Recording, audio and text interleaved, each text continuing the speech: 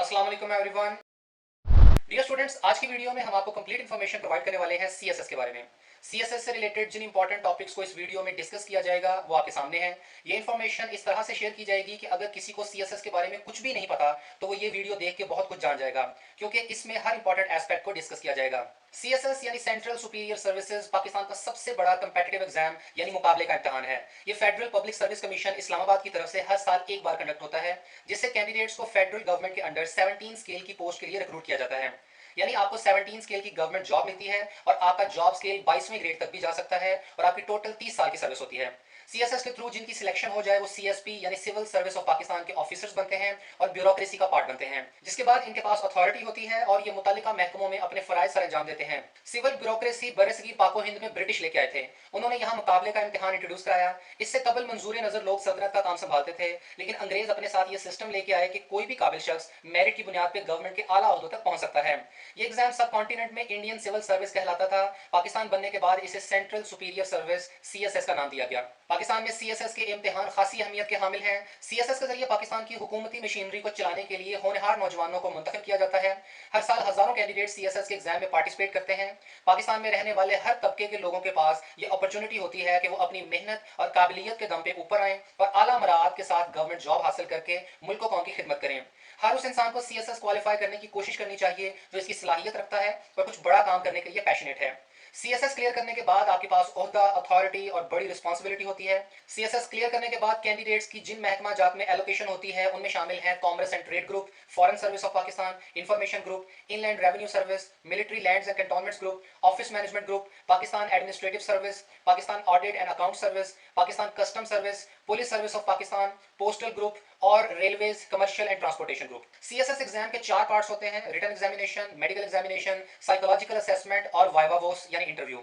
जो कैंडिडेट्स ये तमाम स्टेजेस क्लियर करके सिलेक्ट होते हैं उनकी सिविल सर्विस अकेडमी लाहौर में ट्रेनिंग होती है। सीएसएस के रिटन एग्जाम पाकिस्तान के मुख्तलिफ शहरों में कंडक्ट किए जाते हैं, जिनमें शामिल है एबटाबाद, बहावलपुर, डेरा गाजी खान, डेरा इस्माइल खान, फैसलाबाद, गिलगित, गुजरांवाला, हैदराबाद, इस्लामाबाद, कराची, लाहौर, लाड़काना, मुल्तान, मुजफ्फराबाद, पिशावर, कोयटा, रावलपिंडी, सरगोदा और सखर। सीएसएस में अपीयर होने की एलिजिबिलिटी यह है कि कैंडिडेट पाकिस्तान का सिटीजन या आजाद जम्मू एंड कश्मीर का परमानेंट रेजिडेंट हो, यानी पाकिस्तान के किसी भी प्रोविंस या रीजन से बिलोंग करने वाले कैंडिडेट्स अप्लाई कर सकते हैं। कैंडिडेट ने एचईसी से रिकॉग्नाइज्ड पाकिस्तानी यूनिवर्सिटी से बैचलर डिग्री कम से कम सेकंड डिवीजन यानी 45% मार्क्स के साथ की हो। बैचलर डिग्री से मुराद बीए, बीएससी जो कि 14 इयर्स ऑफ एजुकेशन बनती है।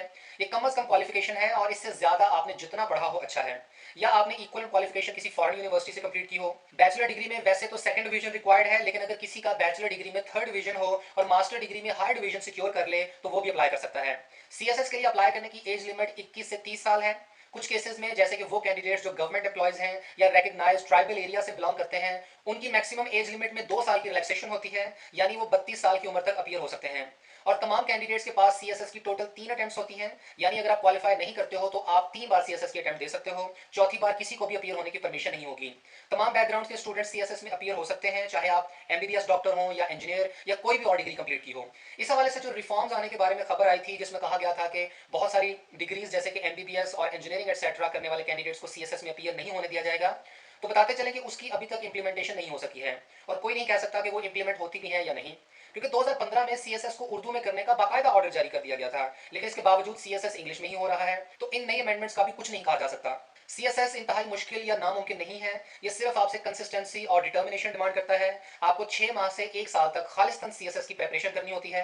सीएसएस की अच्छी तैयारी के लिए अच्छी writing skills, English, study habit और कॉन्फिडेंस चाहिए होता है। सीएसएस के लिए कोई बहुत मुश्किल इंग्लिश नहीं चाहिए होती, सिर्फ आपकी इंग्लिश ठीक होनी चाहिए। सीएसएस के रिटन एग्जाम के 2 पार्ट्स होते हैं। पहले पार्ट में कंपलसरी सब्जेक्ट्स होते हैं जो टोटल 600 मार्क्स के हैं। इनमें सबसे पहले इंग्लिश एसे है, जिसके लिए 3 घंटे का टाइम होता है और एसे 2500 से 3000 वर्ड्स का होना चाहिए।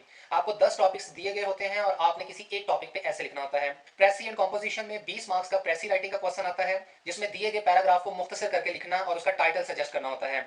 इसके बाद रीडिंग कॉम्प्रिहेंशन के 20 मार्क्स के क्वेश्चंस, ग्रामर एंड वोकैबुलरी के 20 मार्क्स के क्वेश्चंस, जिसमें tense, articles, prepositions, punctuation, phrasal verbs, synonyms and antonyms etcetera आते हैं। फिर sentence correction, grouping of words, pairs of words और ट्रांसलेशन के 10-10 मार्क्स होते हैं। जनरल साइंस एंड एबिलिटी में 60 मार्क्स का जनरल साइंस का पार्ट होता है, जिसमें physical sciences, biological sciences, environmental science, food science और इंफॉर्मेशन टेक्नोलॉजी से क्वेश्चन आते हैं।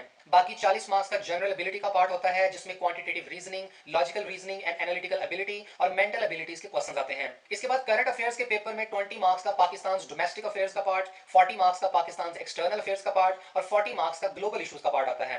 पाकिस्तान अफेयर्स के पेपर में ideology of Pakistan, nuclear programme of Pakistan, civil military relations, economic challenges in Pakistan, Pakistan and US war on terror और इस जैसे टोटल 28 टॉपिक्स में से पेपर आता है। और इस्लामिक स्टडीज का पेपर जिन टॉपिक्स में से आता है उनमें शामिल हैं इंट्रोडक्शन टू इस्लाम, सीरतुन नबी सल्लल्लाहु अलैहि वसल्लम, human rights and status of women in Islam, Islamic civilization and culture, Islam and the world, public administration and governance in Islam और Islamic code of law. Compulsory subjects में essay के अलावा बाकी सब में 20 मार्क्स की ऑब्जेक्टिव होगी और कंपल्सरी सब्जेक्ट्स में पासिंग मार्क्स 40% हैं। इसके बाद ऑप्शनल सब्जेक्ट 600 मार्क्स के होते हैं। ऑप्शनल सब्जेक्ट्स के 7 ग्रुप्स हैं, जिनमें से कैंडिडेट्स ने अपनी चॉइस के मुताबिक 600 मार्क्स के सब्जेक्ट सिलेक्ट करने होते हैं। ग्रुप 1 में 5 सब्जेक्ट्स हैं, हर सब्जेक्ट 200 मार्क्स का है। आप इस ग्रुप में से 200 मार्क्स का कोई एक सब्जेक्ट सिलेक्ट कर सकते हैं। ग्रुप 2 में 6 सब्जेक्ट्स हैं, इनमें फिजिक्स के 200 और केमिस्ट्री के 200 मार्क्स और बाकी सब्जेक्ट्स के 100 मार्क्स हैं। आप इस ग्रुप में से 200 मार्क्स के सब्जेक्ट्स की सिलेक्शन कर सकते हैं, यानी आप फिजिक्स सेलेक्ट कर सकते हैं या केमिस्ट्री या बाकी 100 मार्क्स वाले सब्जेक्ट्स में से किसी दो का इंतखाब कर सकते हैं। ग्रुप 3 में 4 सब्जेक्ट्स हैं और आप 100 मार्क्स का कोई एक सब्जेक्ट सेलेक्ट कर सकते हैं।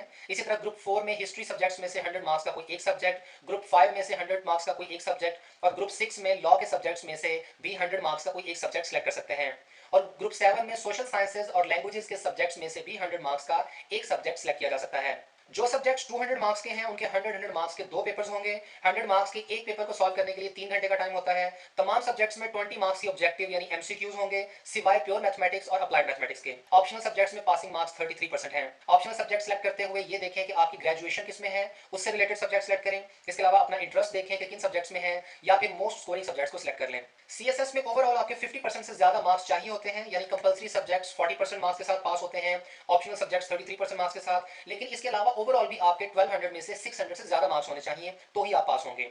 सीएसएस के तमाम कंपल्सरी और ऑप्शनल सब्जेक्ट्स का सिलेबस और रिकमेंडेड बुक्स एफपीएससी वेबसाइट पे मौजूद हैं। आप डिटेल से इन्हें गो थ्रू कर सकते हैं। 2017 से 2019 के तमाम सब्जेक्ट्स के पास पेपर्स आपको एफपीएससी की वेबसाइट से मिल जाएंगे। आप इन्हें जरूर एक बार देख लें, जिससे आपको अंदाजा हो जाएगा कि सीएसएस में किस तरह के क्वेश्चंस पूछे जाते हैं। 2019 में 23,403 कैंडिडेट्स ने सीएसएस के लिए अप्लाई किया, जिनमें से 14,521 कैंडिडेट्स अपीयर हुए थे, यानी तकरीबन 9,000 कैंडिडेट्स ने अप्लाई करने के बावजूद एग्जाम नहीं दिए। इन 14,521 कैंडिडेट्स में से 372 कैंडिडेट्स ने रिटन एग्जाम पास किया और ये पासिंग रेशियो 2.56% बनती है। सीएसएस में अप्लाई करने के लिए एप्लीकेशन सबमिशन अक्टूबर के महीने में होती है, रिटन एग्जाम्स फरवरी में होते हैं। अप्लाई करने का तरीका इस तरह होता है कि आप एफपीएससी की वेबसाइट पर रजिस्ट्रेशन करें, अपनी प्रोफाइल क्रिएट करें और सीएसएस के लिए ऑनलाइन अप्लाई करते हैं। इसके बाद अपनी एप्लीकेशन फॉर्म का प्रिंट आउट ले लें और तमाम जरूरी डॉक्यूमेंट्स अटैच करके एफपीएससी हेडक्वार्टर आगा खान रोड इस्लामाबाद के एड्रेस पे सेंड कर दें। अप्लाई करने की फी 2200 रुपए होती है। लास्ट ईयर 2019 में ऑनलाइन अप्लाई करने की डेडलाइन 31 अक्टूबर थी और मैनुअल फॉर्म सबमिशन की लास्ट डेट 11 नवंबर थी। अगर आपको सीएसएस से मुताल्लिक मजीद इन्फॉर्मेशन चाहिए हो तो आप कमेंट्स में पूछ सकते हैं। वीडियो को लाइक और हमारे चैनल को सब्सक्राइब जरूर कीजिएगा और लेटेस्ट अपडेट्स के लिए हमारी वेबसाइट विजिट करते रहें।